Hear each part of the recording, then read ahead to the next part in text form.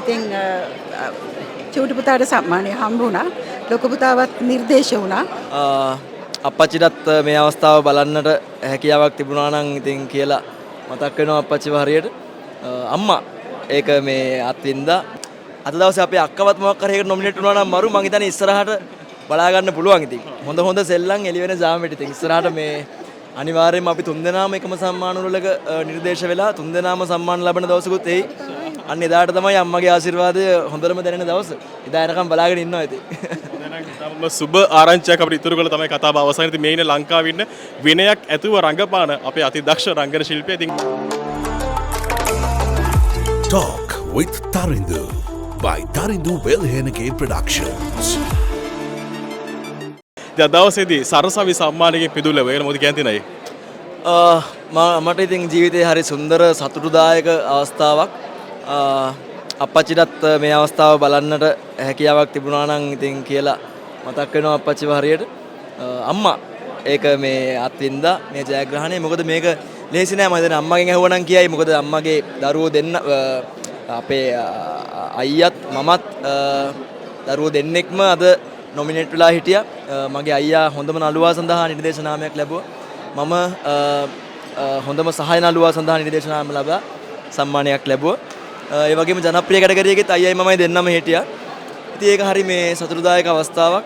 සහ මගේ ප්‍රථම සම්මානය 2004 වසරේදී මම සූර්යාරණ චිත්‍රපටය සඳහා මේ සරසවි සම්මාන වලින් තමයි ලැබුවේ.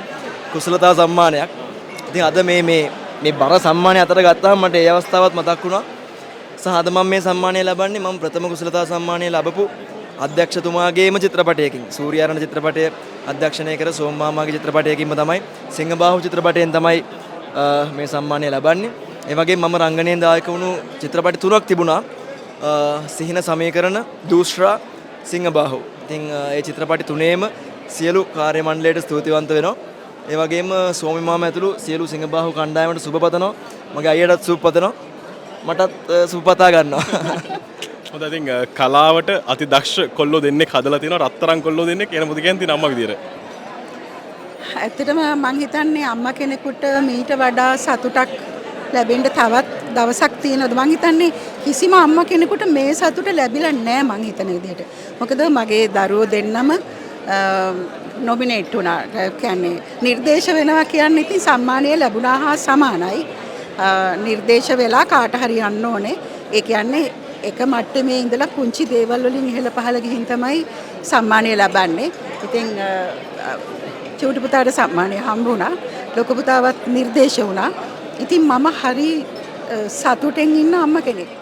මේ වගේ හයිය අම්මා කෙනෙක් ජීවිතේ කොයිතරම් ආශිර්වාදයක්ද? ඕනේ. ඉතින් ඒ ආශිර්වාදය තමයි මං හිතන්නේ මේ හැම දෙයකින්ම ඔප්පු වෙන්නේ. මගේ අක්කත් අයියත් මමත් පුංචි කාලේ ඉඳලම විවිධ ඇගයීම් ලැබුවා. විවිධ ජයග්‍රහණ ලැබුවා. ඉතින් ඒ හැම දෙයක්ම අම්මයි අප්පච්චි නිසා. ඉතින් ඒ ජයග්‍රහණ අද දවසේ අයියයි මමයි ලැබපු මේ ජයග්‍රහණ මෙහෙම ලබනකොට මේ අම්මා ඉන්න එක මං හිතනවා ඉතින් ඒක තමයි ඒ ආශිර්වාදය.